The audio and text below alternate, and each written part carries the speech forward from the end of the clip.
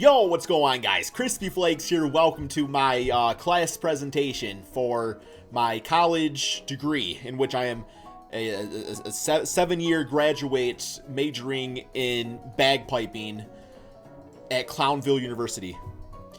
It came to my attention that I needed this class to pass. This is my final presentation. I give you a PowerPoint for my way too early 2021-2022 NBA season awards. I ask you guys to listen, ask questions at the end, hold your applause till the end, and when it's all said and done, please give me your final grades. Let's get going on this.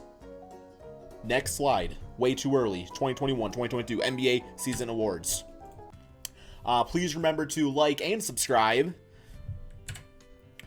And if you don't like my opinion, then yo mom's a hoe. Let's move on. So first we have here is the Coach of the Year. And for the Coach of the Year award, keep in mind for my runner-ups, oh god, typo, it should be an S, not a 2. It should be an S. Damn it, man. Runner-ups, not okay, now, damn it. Kind of twitching out here. Okay, we're good. Okay. The runner-ups are not in any particular order. Those are just like what I have there. So let's actually start with the runner-ups. We'll start with the winner. The winner I have Steve Kerr. And the reason I have Steve Kerr is because Klay Thompson's healthy next season. The Golden State Warriors in general are healthy. They just had 2 lottery picks. James Wiseman's going to be a year better. And they were not recently, or they were not too long ago, a recent dynasty in the NBA. This is going to be a team that's going to go from, being borderline playoffs the season before to, in my opinion, a top 2 or 3 team in the Western Conference, man. And Steve Kerr will get Coach of the Year. My runner-ups are Udoka for the Boston Celtics. And the reason I have him is because I do think the Celtics are going to be better next year. I think Dennis Schroeder was a low-key good signing, man, for the price tag. And, it's just with that, obviously he's got some big shoes to fill with Brad Stevens now being the GM of the team. But overall, I feel like Ime could be a guy that just hey, the Celtics are better, you're going to give that guy credit, right? My other guy is Frank Vogel of the Los Angeles Lakers. Obviously, the Lakers had a huge offseason. And if they pull things together, Le GM is a thing with LeBron James and everything, but I still think Frank Vogel gets a lot of that credit too, being able to coach all those personalities together and get them to work as one. But obviously, a big part of that's going to be LeBron James. But he cannot win Coach of the Year.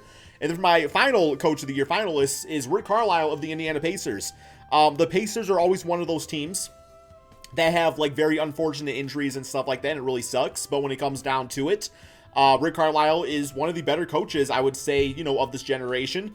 And the Pacers should be healthy. Chris Duarte, their lottery pick, seems like he's NBA ready. And I feel like all those guys are going to be much improved. New coaching style. It's going to work, man. So those are my Coach of the Years, but I have Steve Kerr winning it all. I have Steve Kerr winning all and the Warriors really being successful next season. Next up, we have the Defensive Player of the Year. And I am it's not really off the rail pick, but I am going to go with Jonathan Isaac, assuming he can stay healthy. Now, as you notice in the picture, that is him blocking, I believe, Jared Dudley. Do not hold that against Jonathan Isaac. That's just the picture I got, man. He can also do that to other players in the NBA, not just Jared Dudley. But no, when it comes down to it, man, like Isaac, in my opinion, probably would already have a Defensive Player of the Year award if it wasn't for injuries. The kid's got to stay healthy. Those guys stay on the court. And if he does that, look for this kid right here to really have big-time improvements, okay? He's going to have big-time improvements next season. Offensively, he already looked great before going down with his injury, I believe, the second time around. I remember he had 15 points on 6 for 7 shooting, but I have him as my Defensive Player of the Year if he stays completely healthy. So my runner-ups is Jrue Holiday, bringing back that perimeter defense, I'm going to lock you up type of mentality. I mean, he was one of the best defensive players last year as is. You got Draymond Green, especially if the Warriors are improved, and Klay Thompson's doing his thing out there back healthy. We all know Klay Thompson typically is one of the better two-way players. That's going to help out the team defensively. James Wiseman, if he's more of a guy on the inside, kind of lock people up, then Draymond is going to have free reign to be an even better defensive player because he's got guys who have his back out there, right, man? And just with his basketball IQ and everything. And then Ben Simmons, say what you want about him. Ben Simmons is one of the best defensive players in the NBA.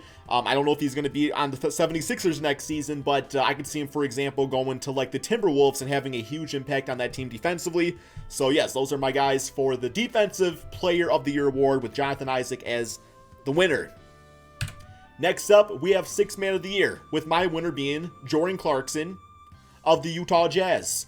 When it comes down to it, the Sixth Man of the Year award is one of those awards that it's easy to win multiple of. If you are the best six-man one season, chances are you're also going to be at least a top 3 six-man over the course of the next few seasons until you either get a starting spot or you get old. Nothing's going to change with Jordan Clarkson. He's still going to be one of the top scorers in the NBA as far as that six-man role goes, and I don't see any reason to dethrone from the spot. My runner-up being Derrick Rose of the New York Knicks, going to have a complete season as the Knicks' backup point guard behind Kemba Walker, of course. I imagine we will probably see Derrick Rose closing out a lot of fourth quarters with Kemba Walker in the backcourt, so that could be a little interesting, especially if both guys are, looking for each other's shots and get others involved and stuff like that, man. Derrick Rose going to have a great season for the Knicks. My next guy is Talen Horton-Tucker of the Los Angeles Lakers, and the reason I have that is because THT just got himself a pretty good contract for him, man. I don't remember what it was exactly, but it was pretty damn decent to the point where, okay, you can no longer view this kid as a kid you play sometimes. Like, you got to give him some PT out there. My guess is that the starting lineup for the Lakers is going to have probably Wayne Ellington at the 2 spot, just because he is more of like the spot-up three-point shooter, was like 46% with the Pistons last season. And that's going to work better, playing with a star-starter lineup like LeBron James, Anthony Davis. So what I think is going to happen, though, is while Wayne Ellington gets the start, I do think that THT is going to get the bulk of the minutes. Now, technically speaking, that's going to make him the 6th man of the team. I think he also has that over Carmelo Anthony. Like, I think he has a better season than Melo on the Lakers. But when it comes down to it, too, it's like the 6th man of the year award.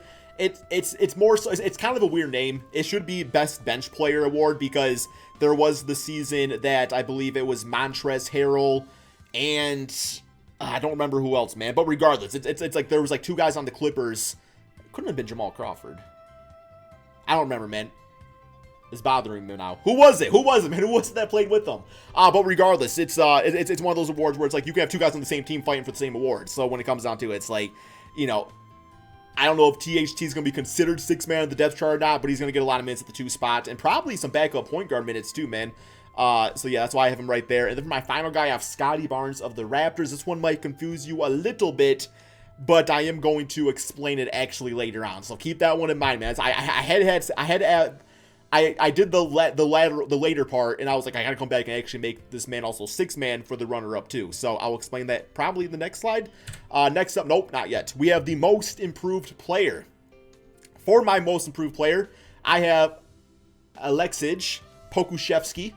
If you guys remember last season, this kid was phenomenal towards the end of the year, and I don't see any reason why that changes. He's going to have an entire offseason under his belt to work on his NBA game, get more in tune to, just like the NBA rules and everything like that. And we all know he can already put up the stats because he did it last year, but also the OKC Thunder are going to have just such low expectations that a kid like this can go out there and shoot 20 times a game, get his teammates involved, and it's going to be great. I mean, he's going to be playing alongside Shai Gilgeous-Alexander, so that's going to be fantastic. You're probably going to see him with his length.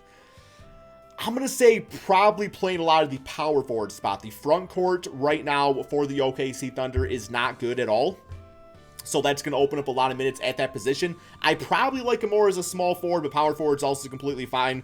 You also got Dort out there. You got Teo Maledon out there too. That it's going to be a solid rotation for the OKC Thunder, but I think when it comes down to it, man, Pokusevski is going to win the most improved player award. He's going to catch people off guard, and he's going to be a stud next year, man. My runner-ups, Kevin Porter Jr. of the Houston Rockets. He put up a 50-point game last year, and that Houston Rockets, just that guard trio in general, is going to be a problem, no doubt in my mind. The only issue I have with not having him as the winner is because there are so many guards, especially adding on Jalen Green. And even really have a John Wall at the point guard spot, who does like to take his shots still. It begs to differ how many shots are going to be available for a guy like Kevin Porter, having all those other guys out there. But nonetheless, it's going to be a good opportunity for him to win the award. My next guy is Cam Reddish. Cam Reddish on the Atlanta Hawks, assuming he doesn't get traded. There's rumors that he's being talked about in trade talks, which might actually be better for him to actually win the most improved player if he gets traded to a more rebuilding team. Because the Atlanta Hawks, it's like they kind of already have their core going with them, but Cam Reddish can obviously still be a big part of that. I really think there's room for him to be the starting, the starting 2 guy next season over like a Kevin Huerter. DeAndre Hunter does have injury issues himself, so maybe he starts right there eventually if, Hunter becomes, starts having issues and stuff out there. So yeah, I like Cam Reddish a lot. And then my other guy is Miles Bridges. So the reason I have Miles Bridges at number 3, although it's really not in any particular order to begin with, but the reason I have Miles Bridges, I need some, that's like 3-day-old coffee in there. Can't drink that, man. with Miles Bridges, like, he was putting up crazy numbers, like 23 points per game towards the end of the season for the Charlotte Hornets. Now, it did not equate to W's, which is an issue. That might actually show an issue with his inefficiency, but we know given the opportunity, he can put up big-time numbers, which sometimes it's all you need to win Most Improved Player. The only reason, though, that I feel like his chances might be hindered a little bit now is the recent sign of Kelly Oubre, and not to mention, too, also getting Gordon Hayward back from injury, so that's going to kind of limit Miles Bridges' minutes a lot, and plus P.J. Washington with the latest issues going on with his divorce. That dude's going to be playing for a max contract, man, just so he has some money to live off of, you know, throughout his NBA career. If you guys did not hear about that, look up the story. Next up, we have, I believe, Rookie of the Year. Time to get people mad. Rookie of the Year, obviously, I'm saying winner Cade Cunningham, man. Like, Cade Cunningham, #1 pick. I recognize how great Jalen Green is. Like, ain't nobody arguing with that, but I do think Cade Cunningham, the impact on the Pistons, I'm expecting 17 points, 6 assists, 5 rebounds per game next year for Detroit. I do think that he might struggle a little bit early on in the NBA season because, you know, obviously he's not going to be the guy handling the basketball most of the time with having Killian Hayes out there. But at the same time, I think towards the end of the season, we are going to see the ball in Cade Cunningham's hands a lot more, and they might actually kind of go with that more often. And also just playing against NBA talent out there too, right, man? Because Cade Cunningham does have, you know, he has the all-around game. His offense is good. It's not as good as Jalen Green. Jalen Green's is freaking elite offensively. But with Cade, you know, you got the all-around game, which is going to help him in some circumstances. But let's talk about the next guy, Jalen Green. Like, his athleticism, his ability to get the shot up, the quickness of his shot. Like, he could really average 23 points per game next NBA season. I really think Jalen Green could average 23 points per game next NBA season.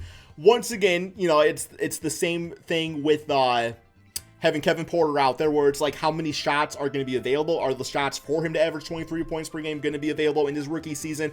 Or is he going to defer a little bit, you know, to maybe some of the other veteran guys out there? You obviously have Christian Wood in the lineup too, who shoots quite a bit, man. But yeah, it's going to be fun.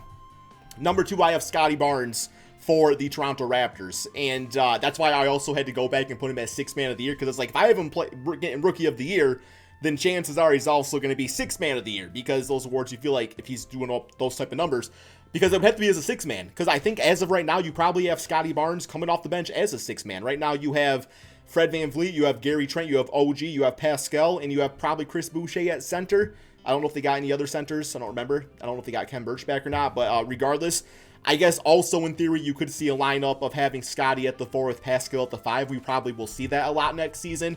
It's just a matter of, is that going to be the starting lineup, right? Because that goes back to the 6th man of the year award. But regardless, I think Scottie Barnes gets the bulk of the minutes on the team over guys like Chris Boucher, and he's going to have a really good season. And then, you know, finally, I do have Jalen Suggs of the Orlando Magic. He's already looking like a problem in the summer league. He's going to, in my opinion, man, he's going to average probably like, I can see him putting up like 16 points, 7 assists, and like 5 rebounds per game if he gets a lot of minutes. Obviously, he's going to be sharing some time out there with Cole Anthony and Markelle Fultz. So we'll see how that all goes. But the potential is there. And, you know, I only picked a few runner-ups. This is no disrespect to guys like Evan Mobley. Clearly, they can also, a guy like that can win it too, man. So, but these are just the guys that I personally have winning it. And then, finally, we have MVP.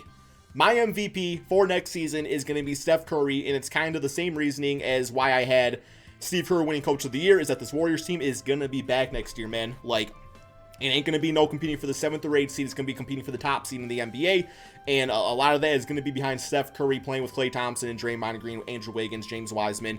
But Steph Curry is going to be the main man behind that. So if you have that big a jump, you know, that just shows the value of Steph Curry. Now, obviously, to be a great player in the NBA, you need great teammates too. So he's going to have that next year. My runner-ups, I have Luka Doncic. It just seems like it's about time that he's probably going to win an MVP with the numbers he puts up. But I don't know if it's quite going to be enough to win, because I don't think the Dallas Mavericks are approved enough where they're going to have like a great record. And usually MVP goes to a team with a great record. But they'll have a decent record. I just don't know if it's going to be great. I have LeBron James. Once again, you can't give him Coach of the Year award. So if that, you know, Lakers team is brought together, the chemistry's there, and LeBron's the front of that, then you give him the MVP award. And then we have Joel Embiid, because just like the numbers he put up last year, I mean, he was right behind Jokic. He has to stay healthy and everything. And if they trade Ben Simmons and they get more of a spacing type of point guard, that's going to help out Embiid's game a lot too. The reason I don't have Jokic is because typically we do get voters fatigue, and, you know, you typically don't win MVPs back to back. That's why I don't have Jokic on here, man. But yes, that is my presentation. Hopefully you guys enjoyed it. Give me my grade in the comment section below. Let me know if I should do some more videos of this type of format. It was actually kind of fun to make. So that's all we have. Thank you all so much for watching, and peace out, my friends.